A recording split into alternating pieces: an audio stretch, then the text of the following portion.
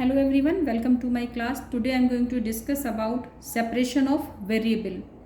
Ordinary differential equation में हम क्या करते हैं, जनरल सोल्यूशन कैलकुलेट करते हैं और फिर जो आर्बिट्रेरी कांस्टेंट्स होते हैं C1, C2 या C3, जो भी आर्बिट्रेरी कांस्टेंट्स हैं उनको हम जो इनिशियल कंडीशंस गिवन होती हैं उसके अकॉर्डिंग कैलकुलेट करते हैं.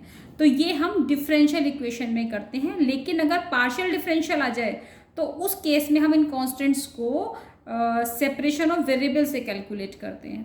तो चलिए इसको डिस्कस करते हैं. बहुत ही आसान तरीके से सॉल्व करेंगे. Use method of separation of variables. हमें ये इक्वेशन कैलकुलेट करनी है. तो इट इज़ वेरी इजी. हम क्या करेंगे इसमें, सबसे पहले तो हम इसमें लेट करेंगे u. u किसका फंक्शन है? Let u is equal to, देखो u किसका फंक्शन है, यहाँ पे वेरिएबल क्या है, एक तो x है और एक क्या है, y. तो u आप कैपिटल, ये स्मॉल लेटर्स में होता है तो आप इसको लेट करेंगे कैपिटल एक्स वाई. तो u is the function of x y. तो हमेशा ध्यान रखना कि सबसे पहले तो ऊपर वाला u जो न्यूमरेटर में आता है और किसका फंक्शन है, x और y का. अब हमको जो इस इक्वेशन की रिक्वायरमेंट है उसी के अकॉर्डिंग हम कैलकुलेट करेंगे. मतलब आपको u को 2 बार डिफ्रेंशिएट करना है विद रिस्पेक्ट टू x और u को एक बार y के रेस्पेक्ट में डिफ्रेंशिएट करना है. तो सबसे पहले अगर u को मैं x के रेस्पेक्ट में डिफ्रेंशिएट करूं, यानी del u over del small x, यानी कि आप इसको स्मॉल x के रेस्पेक्ट में डिफ्रेंशिएट करेंगे. तो ये स्मॉल x के रेस्पेक्ट में जब डिफ्रेंशिएट करेंगे तो x का डिफ्रेंशिएशन हो जाएगा x डेक्स और y आपका कांस्टेंट रहेगा. डबल डेरिवेटिव कैलकुलेट करना है तो del two u over del x square, यानी x double dash y constant है और x का ही डिफ्रेंशिएशन करेंगे. अब हमें निकालना है del u over del y के रेस्पेक्ट में जब इसको डिफ्रेंशिएट करेंगे u को, ये इक्वेशन आपकी 1 है, x एज इट इज और y का डिफ्रेंशिएशन हो जाएगा y डैश. अब जो आपने ये कैलकुलेट किया तीनों, इसको इक्वेशन a में पुट कर देंगे. That is suppose equation a. तो इक्वेशन a में अगर हम पुट करते हैं तो डेल टू की जगह तो आपका आ जाएगा x double dash y minus 2x dash y plus x y dash is equal to 0. अब यहाँ पर यूज होगा सेपरेशन. मतलब आप x वाले टर्म्स को एक साथ लेकर आएंगे और y वाले वेरिएबल को एक साथ लेकर आएंगे. तो आप कैसे इसको सेपरेट करेंगे, जब आप सेपरेट करेंगे तो आपको मिलेगा, देखो x डबल डैश y यहाँ है और एक यहाँ है. तो इन दोनों में से अगर मैं कॉमन ले लूँ तो minus 2x dash y is equal to, मैं इसको ट्रांसफर कर दें तो एक्स वाई डैश. तो अब इस x को आप नीचे ले आओ तो x double dash minus 2x dash upon x और minus y dash upon y, यानी x को अलग कर दिया और y को अलग से आपने सेपरेट किया. हमेशा इसको हम लेट कर लेते हैं सपोज कि दोनों इक्वल है p स्क्वायर के. किसके इक्वल है, ये लेट किया हमने p स्क्वायर के इक्वल है. तो एक बार तो हम इसको p स्क्वायर के इक्वल पुट करेंगे और एक बार इसको p स्क्वायर के इक्वल पुट करेंगे. सपोज पहले मैं इसको p स्क्वायर के इक्वल पुट कर लेती हूँ क्योंकि ये लीनियर फॉर्म बनेगी. तो चलो देखते हैं.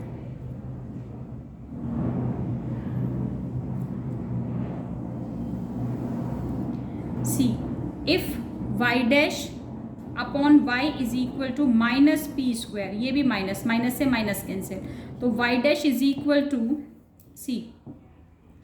y डैश का मतलब क्या होता है, डेल y अपॉन y. अगर किसी का, चलो हम ये भी नहीं लिखते, सिंपल सी बात है, इंटीग्रेशन में एक छोटी सी ट्रिक है कि किसी भी वेरिएबल का अगर डिफ्रेंशिएशन ऊपर रखा है तो आफ्टर इंटीग्रेशन हम उसको log y लिख सकते हैं. या फिर आप इसमें y को क्या लेट कर लें, सपोज करो कोई अदर फंक्शन t लेट कर लें, फिर dy को आप क्या कहेंगे, dt कहेंगे, फिर आप इंटीग्रेट करेंगे तो you will get the same result. तो सिंपल सी बात है, किसी टर्म का अगर डिफ्रेंशिएशन ऊपर रखा है, देखो y का डिफ्रेंशिएशन y डैश अगर ऊपर है तो उसको हम log y लिख सकते हैं. If you are integrating with respect to y, तो हम यहाँ पर क्या करेंगे, हम यहाँ लिखेंगे ऑन इंटीग्रेटिंग. तो अगर हम इसको इंटीग्रेट कर दें तो y डैश हो जाएगा log y डैश हट जाएगा, ये log y किसके रेस्पेक्ट में कर रहे हो, आप इसको y के रेस्पेक्ट में कर रहे हो, स्मॉल y के, on integrating with respect to small y. तो ये आ जाएगा आपका p स्क्वायर y. और जो कांस्टेंट आप ऐड करेंगे, ऑलवेज रिमेंबर कि जो कांस्टेंट हम ऐड करते हैं वो हमेशा हम log की टर्म में ऐड करेंगे क्योंकि यहाँ पे log दे रखा है. तो प्लस log सपोज c1, तो ये आ जाएगा log. अगर मैं इसको ट्रांसफर करूँ तो माइनस log c1 हो जाएगा. और log की प्रॉपर्टी होती है कि जो माइनस में होता है वो हमेशा अपॉन में आता है. तो log y अपॉन क्या हो जाएगा c1 is equal to p square y.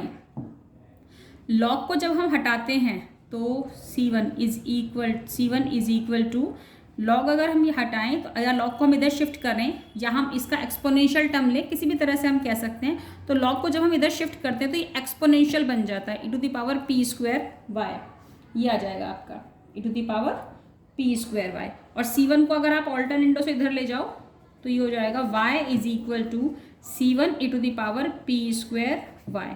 Constant देखो c1 c2 c3 इनकी वैल्यू चेंज हो सकती है। c1 कोई का हम c1 मान सकते हैं, c2 मान सकते हैं, उससे कोई फर्क नहीं पड़ता, जहाँ तक कोई प्रॉब्लम नहीं है। ये हमारा फर्स्ट y के वेरिएबल निकल गया, that is capital Y not small y, small यहाँ पर है। अब सिमिलरली ये हमने y के लिए कैलकुलेट किया, अब हम कैलकुलेट करेंगे इसी वाली इक्वेशन से ये इधर x double dash minus 2x dash upon x is equal to लेकर चलेंगे माइनस p स्क्वायर के। तो चलिए x double dash minus 2x dash upon x is equal to minus p square.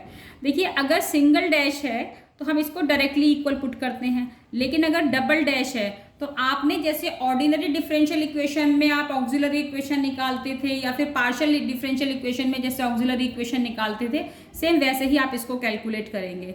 मतलब कि इसमें लीनियर है, देखो एक डैश है तो आप इसको ऐसे इंटीग्रेट कर दिया, कोई प्रॉब्लम नहीं हुई। लेकिन जब डबल डैश आता है तो हम इसका कैसे करते हैं, x double dash minus 2x dash is equal to minus p square x, alternate इंडो से x को आपने इधर शिफ्ट कर दिया। अब ये हो जाएगा x double dash minus 2x dash plus p square x is equal to 0। x double dash जब मैं इसकी ऑक्सिलरी इक्वेशन बनाऊं, पार्शियल डिफरेंशियल इक्वेशन आपने पढ़ा होगा, तो ये हो जाएगा आपका m स्क्वायर, इसको मानते हैं हम m और x को हम 1 पुट करते हैं, p square is equal to 0। ऐसा हम करते हैं कि x तो होता है हमारा 1, x डैश होता है m और x डबल डैश होता है m square partial differential equation में। अब आपको इसके फैक्टर करना है, फैक्टर आप कर नहीं सकते क्योंकि इसके कोई फैक्टर होंगे नहीं। तो जब फैक्टर नहीं होते तो हम क्वाड्रेटिक फार्मूला लगाते हैं जिसको हम श्रीधराचार्य फार्मूला भी कहते हैं। तो उस फार्मूले से हम इसके फैक्टर करेंगे। सी देखिए ये है हमारी equation m square minus 2m plus p square is equal to 0। इसके फैक्टर करने हैं, अब आपको करिए इसके फैक्टर। चलिए इसके फैक्टर क्वाड्रेटिक फार्मूले से करने हैं, तो क्वाड्रेटिक फार्मूले से कैसे करेंगे, m की वैल्यू कैलकुलेट कर रही है तो क्या फॉर्मूला होता है माइनस b, तो माइनस b यानी कि 2 plus minus under the root b square यानी कि 4 माइनस 4ac यानी कि 4 p स्क्वायर अपॉन में 2a that means 2 m is equal to 2 plus minus 2 under the root 1 minus p square upon 2 m is equal to 1 plus minus under the root 1 minus p square. अब देखिए most of the होता क्या है कि इसको exponential term में लिख देते हैं डायरेक्ट, लेकिन जो हमने कॉम्प्लीमेंट्री फंक्शन का फॉर्मूला पढ़ा था, किसमें पढ़ा था, differential equation, ordinary differential equation में। ये कौन सा वाला रूट है, ये आपका इर्रेशनल रूट है। और इर्रेशनल रूट का जो फॉर्मूला होता है वो होता है CF is equal to e⁻α x into C1 already हो चुका कांस्टेंट, तो C2 cos hyperbolic root beta x plus C3 sine hyperbolic beta x, ये फॉर्मूला चलता है। रूट बीटा इस ये अल्फा ही आपका बीटा है, तो ये वाला फॉर्मूला आपका चलता है। अब इसमें अगर आप पुट करेंगे अल्फा की वैल्यू 1 तो e⁻x C2 कॉस, ये मैंने कॉस में लिखा है ना, इसका पूरा देखो एक्सपेंशन है। मोस्टली जो बुक्स में मिलेगा आपको जो रिजल्ट मिलेगा वो एक्सपोनेंशियल फॉर्म में मिलेगा, यहाँ पर आ रहा है लेकिन ट्रिग्नोमेट्रिक फॉर्म में। अब जब इस टर्म को आप सिंप्लीफाई करेंगे ना तो इसका पूरा एक डेरिवेशन है, तब आपको वो एक्सपोनेंशियल टर्म मिलती है। तो मैं यहाँ पर कर दिखा रही हूँ आपको। तो कॉस आ जाएगा आपका, ये हाइपरबोलिक है, under the root 1 minus p square x plus C3 sine hyperbolic under the root 1 minus p square x इन ये। अधिकतर स्टूडेंट्स कंफ्यूज रहते हैं कि ये तो हम फॉर्मूला तो ये कॉस और साइन में आता है हाइपरबोलिक में, लेकिन बुक्स में तो सब में यही लिखा है, तो वो डेरिवेशन से आएगा। डायरेक्टली उन लोगों ने एक्सपोनेंशियल फॉर्म में एक्सप्लेन करते हैं, तो आप इसको डिराइव कर सकते हैं। E to the power x की वैल्यू कितनी है 1, तो ये आ जाएगा 1 ई की पावर 1 C2। हमने कॉस पुट कर दिया C2। कॉस हाइपरबोलिक का फॉर्मूला क्या होता है अगर हम ई की फॉर्म में लिखते हैं, तो ई की फॉर्म में लिखते हैं e to the power under the root 1 minus p square plus e to the power minus under the root 1 minus p square. Hyperbolic का फॉर्मूला है ना ये, एक्सपोनेंशियल की फॉर्म में जो ये वाला एंगल होता है ये हम लिख देते हैं प्लस माइनस में, प्लस C3। साइन हाइपरबोलिक का फॉर्मूला होता है e to the power under the root 1 minus p square, फिर माइनस का साइन, इसमें प्लस आता है कॉस में और साइन में माइनस आता है, minus under the root 1 minus p square upon में 2। अब ये ई है, ई को आप इन दोनों के साथ अगर शिफ्ट करोगे तो ये आ जाएगा आपका ए की पावर, देखो C2 को हमने बाहर ले लिया, इसकी मल्टीप्लाई दोनों में कर दी, तो C2 बाहर और e to the power 1 into e to the power ये है ना पूरा।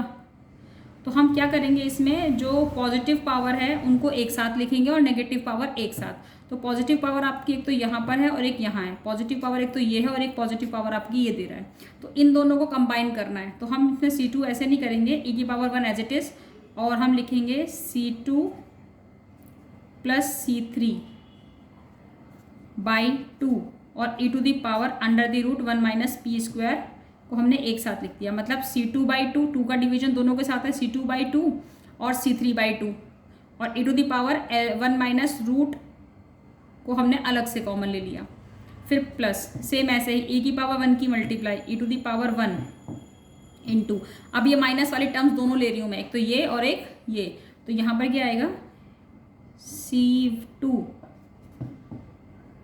प्लस ये कितना आएगा C3 अपॉन 2 प्लस आएगा C, ये तो आएगा C2 बाई 2 और ये आएगा माइनस C3 बाई 2, तो माइनस C3 बाई 2 और e to the power minus under the root 1 minus p square.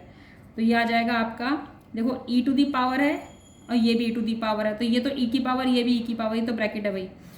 तो ये C1 C2 plus C3 upon 2 ये कांस्टेंट है, इसको एक कांस्टेंट मान लेते हैं। सपोज ये स्मॉल लेटर में है तो इसको हम कैपिटल C2 मान लेते हैं, तो ये आपका हो गया कैपिटल C2, इस पूरे को कैपिटल C2, और ये ई टू दी पावर 1 है, ये टू दी पावर ये है, तो इसको लिख सकते हैं e to the power 1 plus under the root 1 minus p square.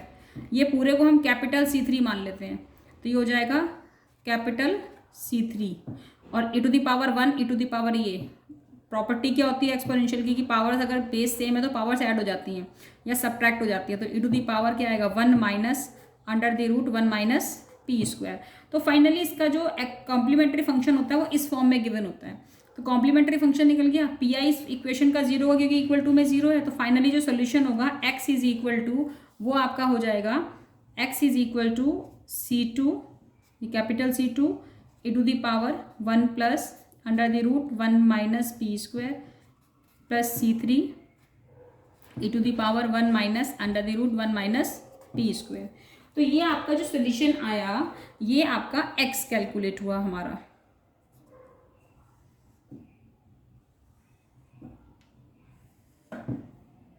तो बुक में जो सोल्यूशन मिलता है, जो कॉम्प्लीमेंट्री फंक्शन जो हमने इक्वेशन बनाई थी क्वाड्रेटिक, ये इक्वेशन के फैक्टर हमारे ये आए थे, तो बुक में इसको डायरेक्टली ये लिखते हैं।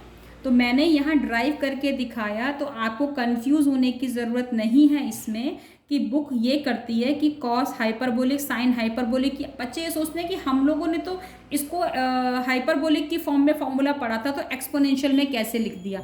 इस तरह से हम इसको एक्सपोनेंशियल में कन्वर्ट कर सकते हैं। अब चॉइस आपकी है कि आप इसके बाद डायरेक्टली आप ये पुट करो या पूरा डराइव करो, ठीक है। चलिए अब x निकल गया हमारा, और हमने आपका भी y भी कैलकुलेट किया था ये। तो फाइनली जो सोल्यूशन है वो है u is equal to x into y. तो इक्वेशन 1 में हम पुट करेंगे, तो यहाँ पर लिखेंगे पुटिंग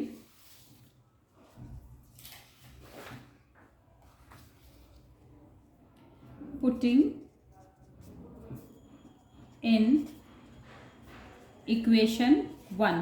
तो u is equal to, putting in equation 1, u is equal to x y था हमारा, तो u is equal to x की वैल्यू मैंने अभी कैलकुलेट की, क्या ये आई ना पूरा, ये पूरी इक्वेशन है x की वैल्यू, ये पूरी इक्वेशन डालेंगे तो u इज इक्वल टू आ जाएगा x की value c2 e to the power 1 plus under the root 1 minus p square plus c3 e to the power 1 minus under the root 1 minus p square, साथ में y की value कितनी थी हमारी, जो हमने y कैलकुलेट किया था c, y हमारा है c1 e to the power p square y, तो ये आ जाएगा आपका c1 e to the power p square y। दोनों को हमने एक साथ पुट कर दिया। पुट करने के बाद आप इसके अगर कंडीशन गिवन है तो कंडीशन आप पुट करेंगे, लेकिन कंडीशन इसमें गिवन नहीं है, तो फाइनली आपका ये रिजल्ट है u is equal to x into y. अब एक क्वेश्चन कंडीशन का भी बनता है कि अगर कंडीशन गिवन होती है तो हम इसमें जो कांस्टेंट है ये c1 c2 c3 इनकी वैल्यूज कैलकुलेट करते हैं, तो ये हम नेक्स्ट वीडियो लेक्चर में डिस्कस करेंगे।